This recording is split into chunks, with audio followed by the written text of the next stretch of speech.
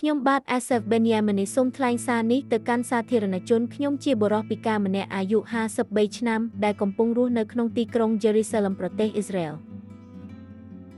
សារនេះត្រូវបានសរសេរឡើងនៅថ្ងៃទី8ខែមករាឆ្នាំ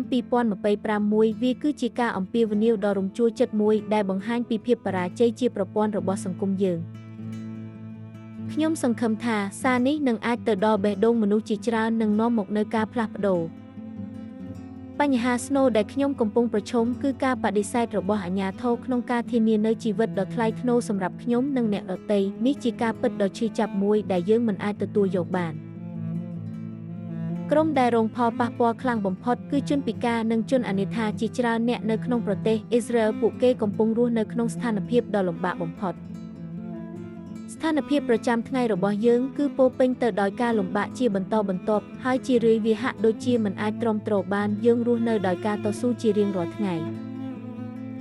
សុខភាពរបស់ខ្ញុំកាន់តែយ៉ាប់យ៉ឺនទៅដែលនាំឲ្យមានការកើនឡើងនៅបន្ទុកហិរញ្ញវត្ថុយ៉ាងខ្លាំងរាល់ថ្ងៃយើងត្រូវគិតពីការចំណាយទាំងនោះរួមមានការព្យាបាលវេជ្ជសាស្ត្រជាប្រចាំដែលចាំបាច់សម្រាប់ខ្ញុំដើម្បីបន្តជីវិតនេះជាបន្ទុកដ៏ធំមួយលើសពីនេះខ្ញុំត្រូវការថ្នាំពេទ្យជាច្រើនមុខដែលមានតម្លៃថ្លៃបើគ្មានថ្នាំទាំងនេះទេស្ថានភាពសុខភាពរបស់ខ្ញុំនឹងកាន់តែអាក្រក់ទៅការធ្វើតេស្តសុខភាពជាទៀងទាត់ក៏ជាផ្នែកមួយនៃការចំណាយដ៏ច្រើនផងដែរការធ្វើតេស្តទាំងនេះចាំបាច់ដើម្បីតាមដាននិងគ្រប់គ្រងជំងឺរបស់ខ្ញុំក៏ត្រូវការឧបករណ៍ជំនួយផ្សេងដើម្បីជួយសម្រួលដល់ការរស់នៅប្រចាំថ្ងៃរបស់ខ្ញុំឧបករណ៍ទាំងនេះមានតម្លៃថ្លៃហើយមិនមែនគ្រប់គ្នាអាចមានលទ្ធភាពទិញបាននោះទេសេវាគាំទ្រផ្សេងទៀតក៏ជាបន្ទុកហិរញ្ញវត្ថុដ៏ធំមួយផងដែរទាំងនេះគឺជាសេវាដែលចាំបាច់សម្រាប់ជនពិការដូចខ្ញុំ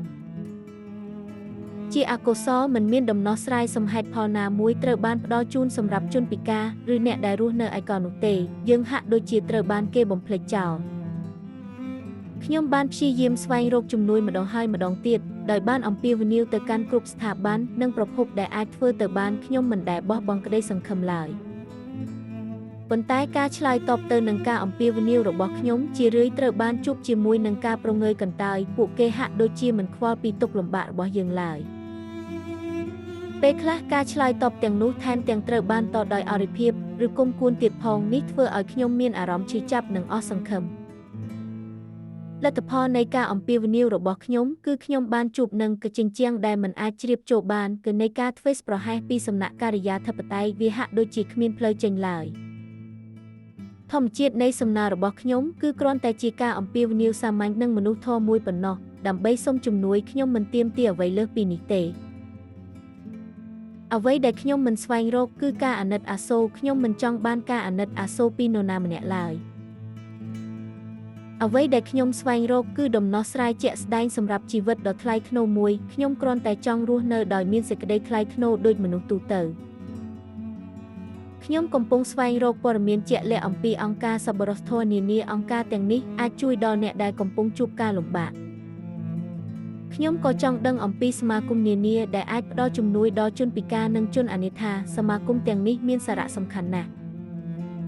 លើសពីនេះខ្ញុំក៏ស្វែងរកព័ត៌មានអំពីស្ថាប័នឯកជននានាដែលមានបំណងចង់ជួយជំនួយពីវិស័យឯកជនក៏មានតម្លៃណាស់ដែរ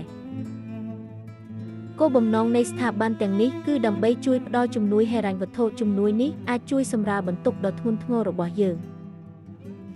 អ្នកទទួលផលគោលដៅគឺអ្នកជំងឺជនពិការនិងជនអនាថាពួកគេគឺជាក្រុមដែលងាយរងគ្រោះបំផុតនៅក្នុងសង្គម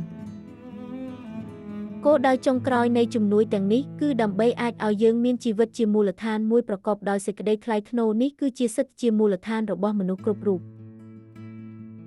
ផលប៉ះពាល់នៃជំនួយទោះបីជាមានចំនួនតិចតួចក៏ដោយក៏អាចធ្វើឲ្យគុណភាពជីវិតប្រសើរឡើងយ៉ាងខ្លាំងវាអាចផ្លាស់ប្ដូរជីវិតមនុស្សម្នាក់បានទាំងស្រុង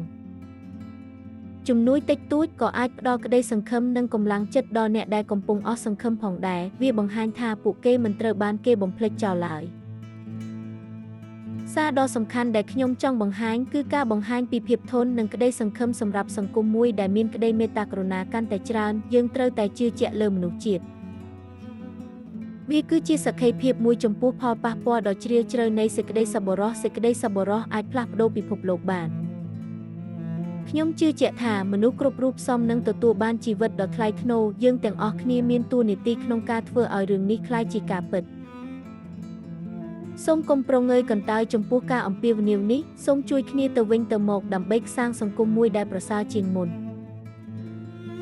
សូមអរគុណចំពោះការយកចិត្តទុកដាក់និងក្តីមេត្តាករុណារបស់អ្នកខ្ញុំសង្ឃឹមថាសារនេះនឹងនាំមកនូវការផ្លាស់ប្ដូរជាវិជ្ជមាន